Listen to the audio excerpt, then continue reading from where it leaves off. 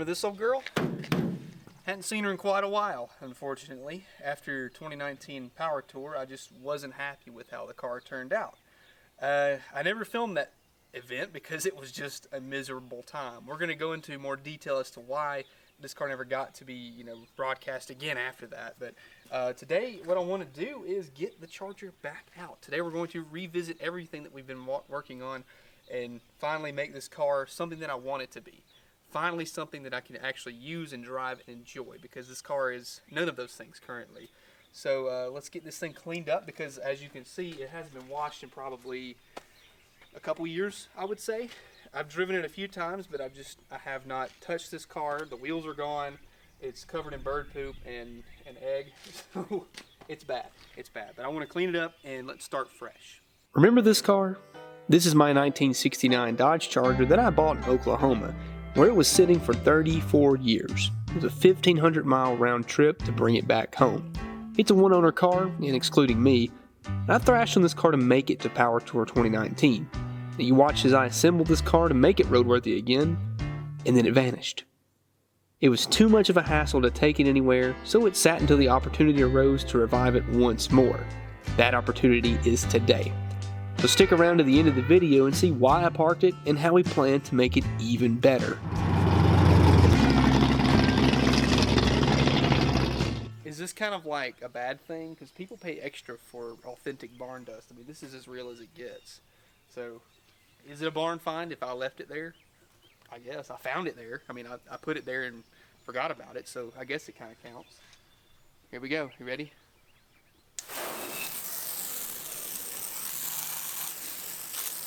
There went all that extra money. This car's worth that much less now.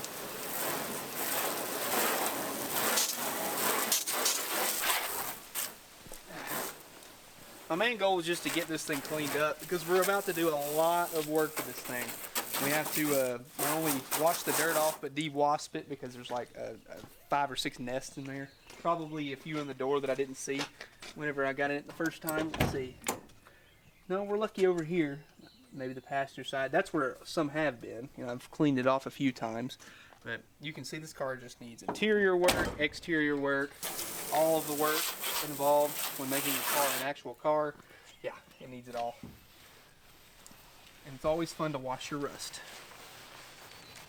Now I guess we could talk about our plan. Today, again, we're just kind of getting prepped for a build series on this car, because we did a build series before, but I had, a lot of obligations to make Power Tour 2019, and this car did make it, and it survived. I don't know how, but it survived it. I only took one video of Power Tour 2019, and this is it. Currently on our way. We're going to meet Junkyard Digs, Thunderhead 289, Vice Grips Garage. They're going to meet us in Knoxville, Tennessee, and then we're going to make our way all the way to Concord. Pouring down rain, have no wipers, running at a cool 160. Windows are nice and foggy, and we're cruising. I think we're going to make it.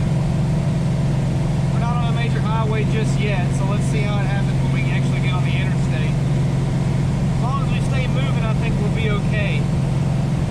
Got about 2.5, well, maybe got about 3 hours of driving left till we meet up with them.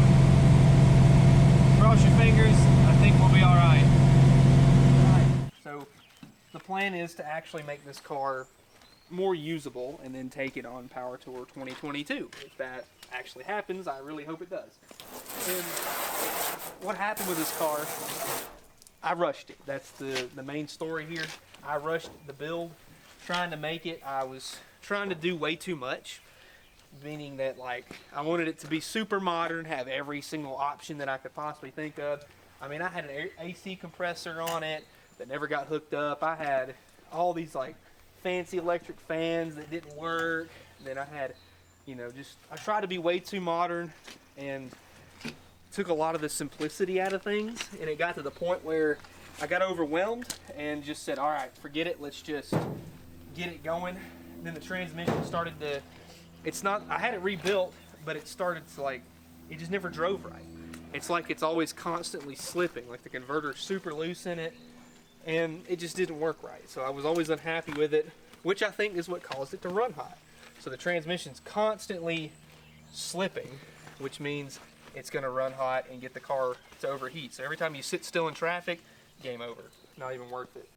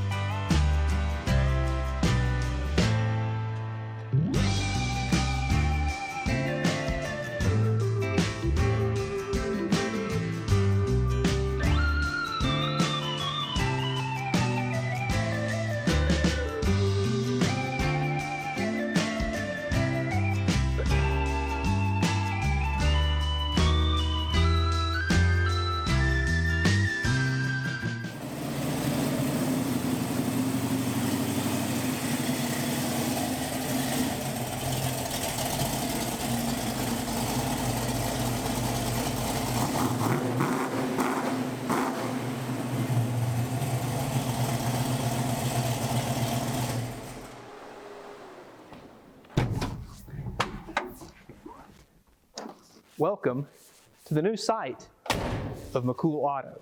This is where we're going to be tackling the 1969 Dodge Charger and basically any project from here on out. I'm excited to finally announce this. We haven't finished the shop yet. We're still going to be working on it throughout the videos, but we're using it. It's finally able to be used. We've been waiting on power to get electricity out here for, gosh, months now, it seems like. I think it was like 5 months trying to get power out here. And we finally got power. We came out here, cleaned up everything, and we've got a pile of tools over there ready to be used in the corner.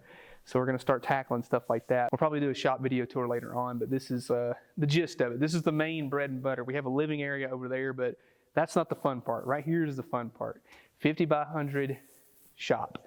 And we still don't have water out here, but we can still at least, you know, use what we can and do what we can do. So I'm happy to finally be able to use this, but the Charger is going to be our test mule, see how things work. What we're going to do is start with the basics. And by basics, I mean go back to square one. Now this engine is a 440 out of a motorhome. It's a low mile engine. I think it had like 50 something thousand on it. And it was a good running engine, had great compression, no blow by, but I don't think it's the engine's fault. I think something's wrong with the transmission. I had it rebuilt, but I don't know if it's something in the converter, something I did when I put it together, but I don't know. The transmission is like it's constantly slipping, so you can't ever fully like get the max potential of the transmission and the engine itself, because you know you'll be driving and like if you want to from a dead stop, you just lay on it and spin the tires, you can't. It won't. It'll just go bleh, and then bog and then finally just take off like a normal car. It takes off at the same rate of speed whether you're driving normal or if you have it to the floor. I don't know why. I don't understand it, but unfortunately the car just was not what I wanted it to be. It's overly complicated. The power brakes don't work. The disc brakes, they're kind of iffy, but you mash, I mean, it's like, I think it's probably a lot of the reason is because it doesn't have enough vacuum because of the stupid lumpy cam that I thought would be cool in it. The biggest accomplishments I want to tackle is engine and transmission replaced, suspension replaced, brakes replaced. If we can tackle all of these things before Power Tour 2022, I'll be very happy and make this thing a little bit more enjoyable and easier to drive, because right now it's a burden, honestly. Like just driving it, I mean, I'm not like but a mile or two from the original shop to here, and it was already running hot and trying to run lean. It sputters, it pops. So everything about this car is just not where I want it to be. I put a really overly complicated serpentine belt system set up on it. It's got this AC compressor that never got hooked up. We rerouted this fuel line on Power Tour. I think Vice Grip Garage gave me this filter and had it running originally like down and directly to the pump, but we replaced it and then ran this to try to alleviate the fuel getting so hot, because the car was just running terribly. Like you couldn't drive it in traffic. You couldn't, I mean, if you got stuck in any kind of traffic for longer than 5 minutes, it's over. The car instantly overheats.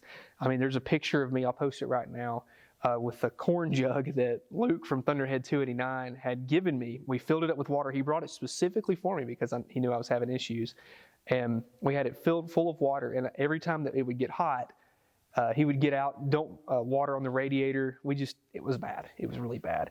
It even got to the point where the night before, I had to machine the pulley for the water pump on the serpentine belt and put a mechanical fan on this side, the shroud from the factory, and then put 2 electric pusher fans on the front. Now, this is a cold case setup, and this is originally supposed to be for this side, and then it comes with a shroud.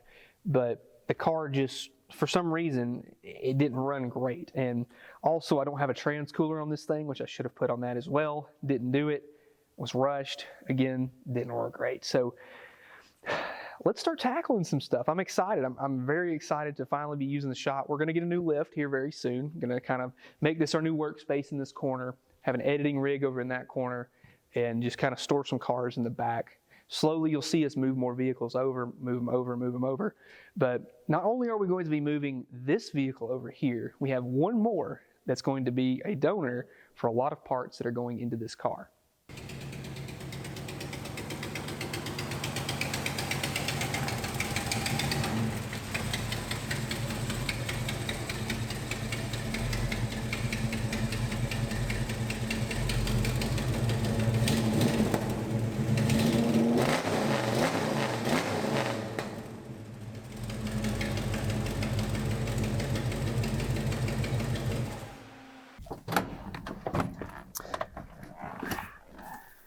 Here's the solution to all of the Charger's problems. Now, you haven't seen this car on the channel before, and if you follow me on Instagram, then you have seen it, but this is probably the first time you have seen an actual video on it. I did make a video before in the past, taking this thing to a drag strip and actually racing it, but I just wasn't happy with the ending, so I never posted it. I needed it to be a better video for you guys. But this is a 1978 Chrysler Cordoba. It's a little bit more than what meets the eye, believe it or not.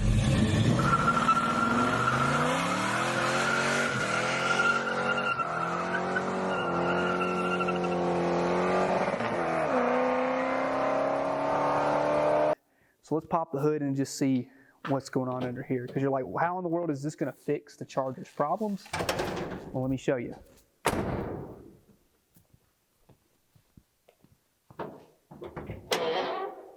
Under the hood, we have a stock bottom end 400, but the good thing about this car is it's had a lot of performance and speed parts thrown at it, and it's just a solid all-around combination. So what we have here is basic. There's only a power steering pump and an alternator, 2 belts, that's it.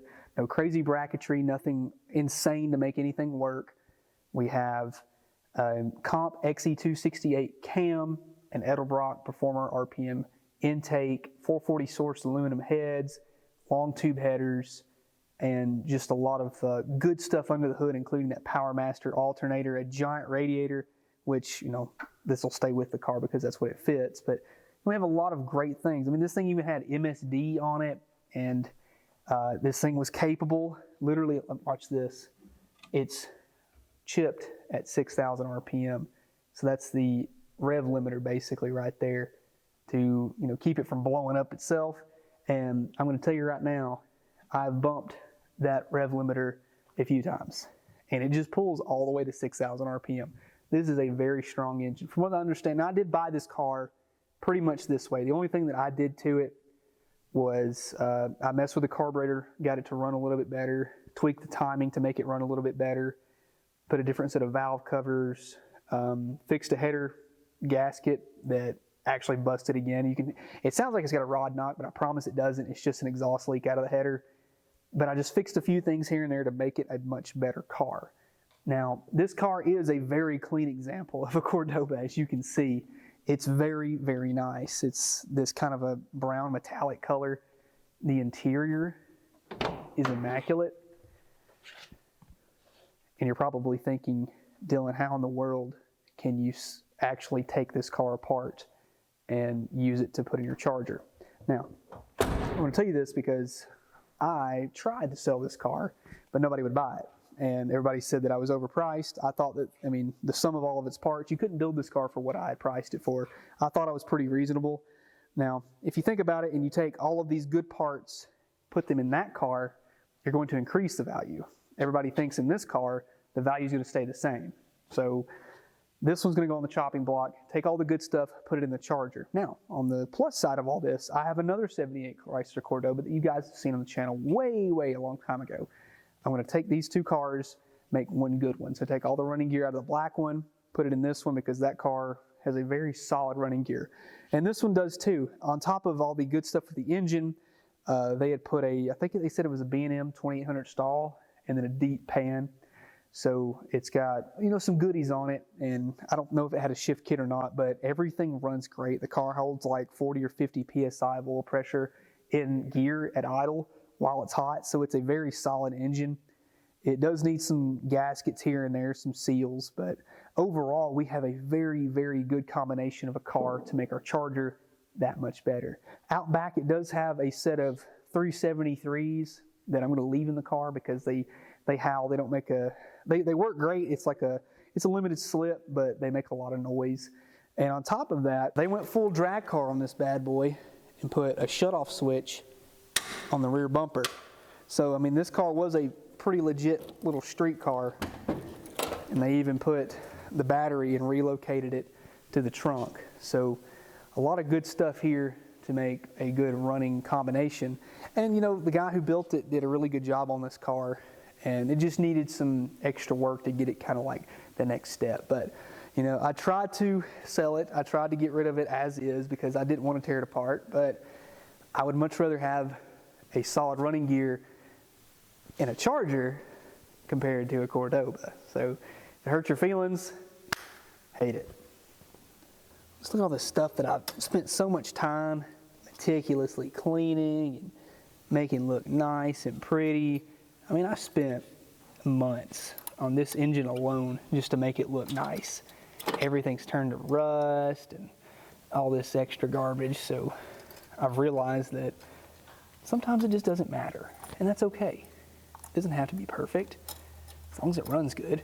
Because that's where I was kind of at with this car. I wanted it to look good, I wanted it to run good. I tried way too much, I tried way too hard, and sometimes you just got to go back to basics. Simplicity is not a bad thing. Making it usable is a good thing. One of the biggest issues with this car is how bad the brakes worked. Now, there's a couple times where on Power Tour, I was hearing a grinding noise. I actually had the pedal maxed out as far as I could push it to stop one time. That's scary when your car doesn't want to stop. The rear brake drums, I think one of the springs broke and the self-adjuster fell out, and then the pin that holds the shoe in actually broke off too. So all that fell out. When I pulled the drum off, the shoe just fell off. So it was actually like locking up and binding. It caused the rear brake drum to overheat and actually discolor itself. It's wild. And on top of that, this master cylinder has started to rust because I have had to press the brake pedal so hard to make this car stop that it's pushed fluid out of the top of the lid and onto the master cylinder. This car, like I said, I don't know. I think it doesn't have enough vacuum in order for these power brakes to work, and these are like a cheapo bolt-on conversion kit that isn't necessarily made for this car. I think this is like a GM brake booster and adapter to make it all fit. And I mean, it works if it works, but the best part about it was the disc brake conversion for the front. That really was nice, but all this here, I just don't think it's that great. So we're gonna get rid of this. I'm gonna go straight up manual brakes, rear disc, just like the Challenger, because that car, it's amazing. Like, it does not falter as far as like brakes go. It stops hard every time without like any kind of failure or anything. So I've actually put more miles on the Challenger now than I have this car, believe it or not, which is crazy to me to think about, but that's the case of the matter. And this poor carburetor here, man, it's seen some abuse. You can see how bad it was running rich. I can't remember what was happening, but it would just flood itself. You would floor it and it would immediately flood itself. I think, because I talked with Thunderhead 289 about it, and he kind of helped me figure out what was going on. And I think what we figured out was that the rear power valve was engaging, because it's got 2 power valves. So I think we ended up putting a block off for the power valve in the rear and jetting up the secondaries, if I remember correctly. So this carburetor is a bit of a Frankenstein. It's a 750 with vacuum secondaries. And when the power valve, oh, I remember what happened. Okay, yeah, that's what it was. When the vacuum signal drops below a certain reading, meaning like this 9.5, when it drops below 9.5 inches of mercury, then it'll like say, oh, we're gonna give more fuel. And it had one in the front and one in the rear. It had a 9.5 in the front for the primaries and a 6.5 in the rear. So at 9.5 inches of mercury, the primaries would engage. At 6.5 inches of mercury, the secondaries would engage. Except they had them from the factory reversed. So what was happening was this car was engaging the secondaries before the primaries would kick in. So all this fuel was dumping in, so you'd mash the throttle and it's already running stupid rich. As soon as you floor it, it would go bleh, and then just fall on its face, and it would actually flood itself so bad the car would shut off. Like, I've never had a car flood itself so bad to the point of shutting itself off. So this carburetor is definitely seen some issues in it today. I think everything's good on it now, so we're going to take it off, maybe clean up some of this black soot that's built up on it from all that hard driving that we did to it, and put it back on.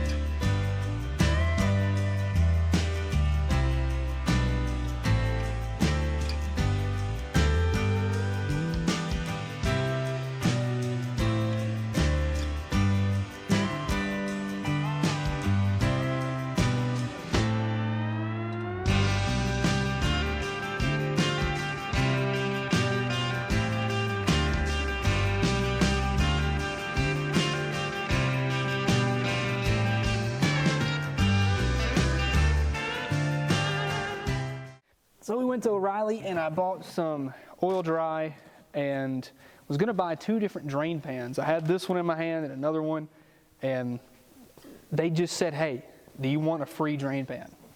I was like, sure. So sure enough, they had this one laying in the back corner. It's like a brand new drain pan that somebody had brought, left it there, and they never came back to get it. And it had been sitting there for like a long time. And they just said, here, you can have it. Now, I'm not going to say that every time you go into O'Reilly and say, go buy a drain pan, I'm going to get one for free. I'm not saying they're just handing them out. But what I'm trying to say is that O'Reilly's pretty cool. I mean, they've got it going on. I mean, I'm not sponsored by them. Every part that was on this car, every part that basically I've built, in the past few years has come from O'Reilly. So I do respect them. I do enjoy their company. I do enjoy the people who work for them, and they gave me that, so that was pretty cool of them. So just a little fun free tip for you.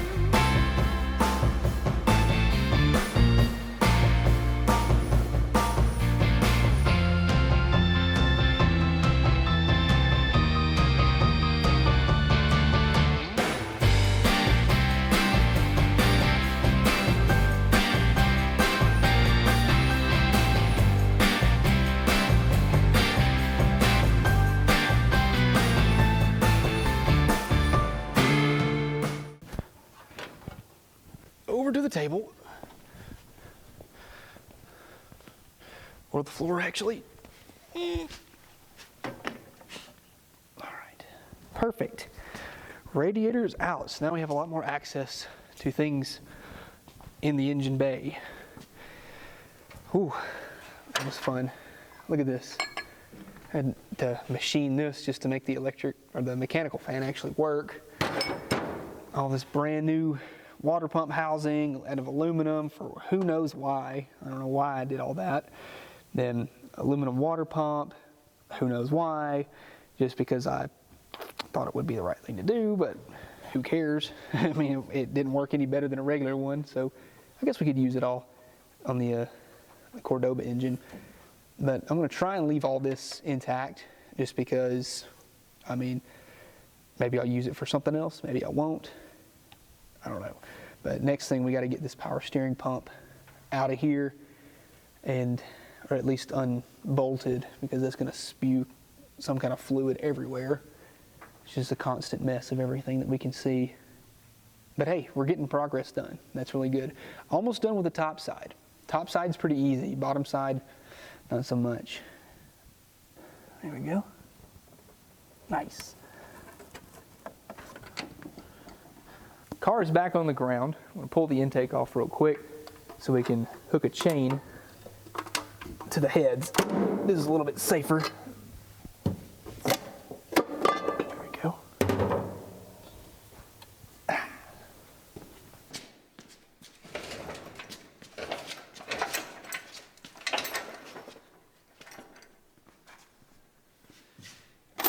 You're coming with me. Get the cross member loose. One day, this is going to be awesome. When we can do this with a lift, it's going to be the best day ever. Aha!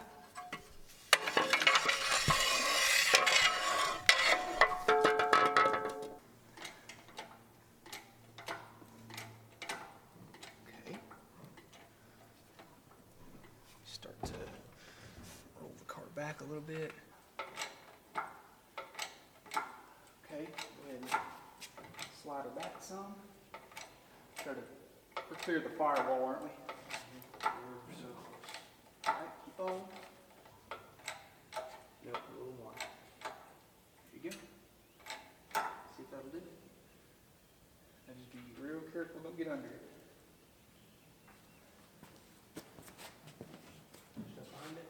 Get the hood behind it. That's good right there, just so we can set it down safely.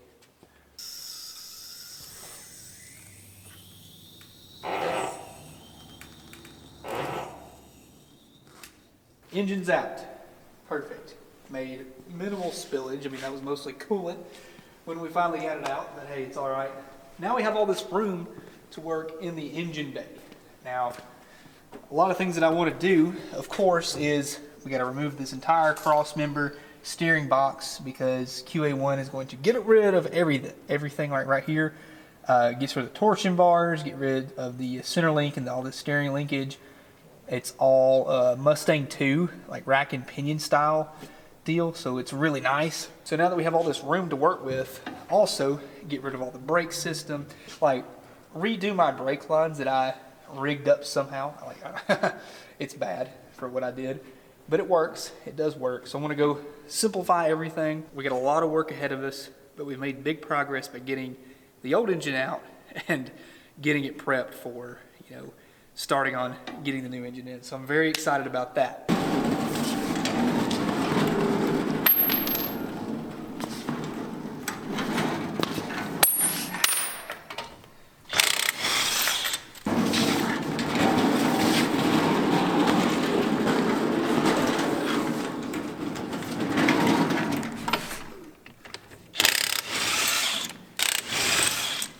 NASCAR speed. I like this impact. It's nice. That one looks terrible too. So I've already rebuilt all of this suspension previously, so I'm not going to throw any of it away, of course. I mean, it's all brand new underneath here. And got a burp, hold on. Okay, there we go. So now, whenever I drove this thing on Power Tour, everybody was like, whoa, this thing handles like it's on rails. Oh, that was almost throw up. I gotta get that out of my system. Dylan, Lord, son. Okay. Let me try that again. When we drove this car on Power Tour, I like to do this trick called the lane change. It's where you have to go from one lane to the next without hitting like the little reflectors in the lane in the middle, and it's kind of hard to do, especially in an old car. Now, this car was really good at it because it had basically no body roll. It would just go next lane, next lane. That's because this thing has a ginormous sway bar and super stiff shocks. They're just cheapo KYB gas adjust. They ride really great, but the problem is they ride really stiff. So at the expense of being able to do the lane change trick, this thing hit bumps like crazy. And the rear shocks, rear springs, bone stock. I didn't even take them out. So every time you hit a bump, especially if you're going on a turn, this thing would go over the front fine, but as soon as you went over the back, you could feel the back end kind of skirt and like wash out. It was bad.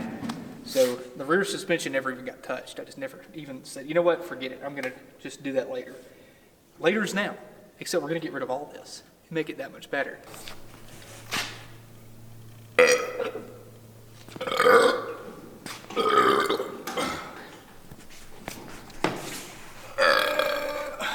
Quality content. The greatest thinkers of our generation. Me.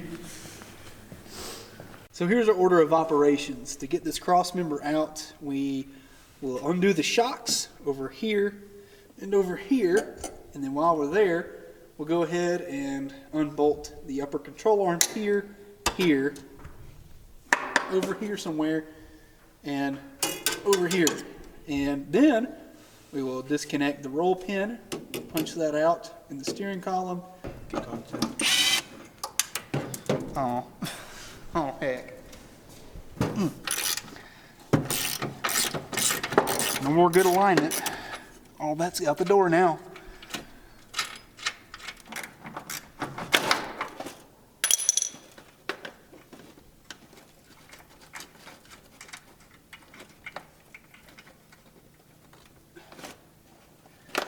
Hey Tony.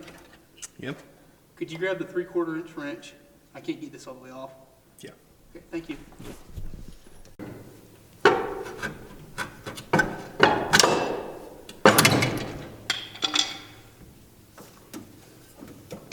All right.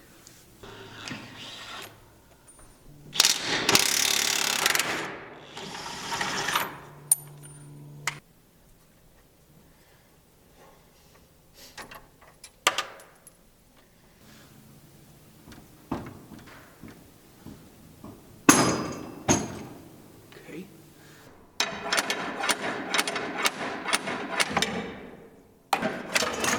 Woo. You good? I'm good. Are you good? Yeah. Good. It wasn't balanced that well. Whoops. Oopsie doopsie. All right. Here we go. Woo! It's a lot of work. But our cross member's out. And look at all this room we got.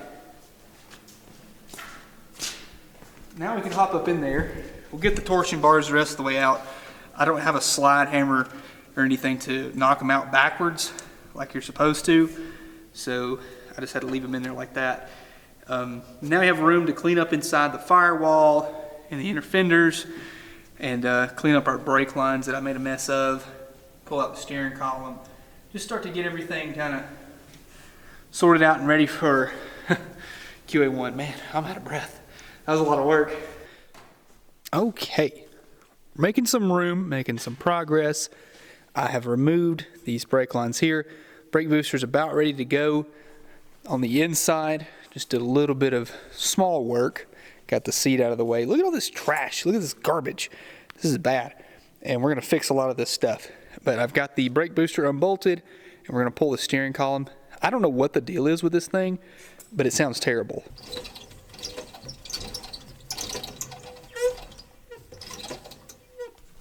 back when I got this car running and driving for Power Tour, I had a lot of issues with actually using the power steering. It would not center back up, and you physically had to turn the wheel to make it center, and it was bad. It was pretty bad. So the steering was not great. It didn't feel like power steering. It felt like manual steering, except also it wouldn't, I don't know, it's like a bearing or something just locked up in there. The steering column might be toast. We might have to do something different. But, we have to cut it anyway and modify it to, go back into our QA1 setup. So, we might have to find a different one, might have to find a better one. We'll see. But for right now, let's get this brake booster out.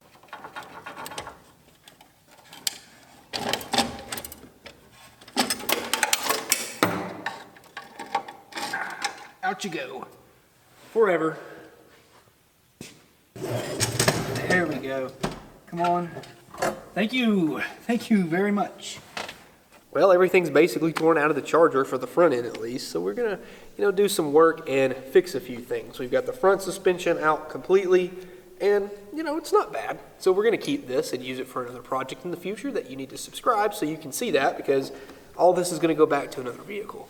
Now, from here on, we have to do a few cleanup measures here. We got to get the engine bay sorted out, get the interior sorted out. But the main goal is to make this thing a running and driving vehicle, but actually a good running and driving vehicle. So the QA1 front suspension is going to handle basically 99% of all that. And the rest of it, engine will handle the rest. So on top of that, we got to pull the rear end out. So we can do that next time we make a video on this car. So this is part 1. Make sure you subscribe and like this video so you can see part 2, because part 2 will be coming out very shortly. If you guys really like this video, we can start really getting these things hammered out and make some more content. I hope you guys enjoyed this video as much as I enjoyed filming it. Order your t-shirts, order your stickers, make sure you like, subscribe, all that jazz, and I'll see you in the next one. Get my zero turn suspension working.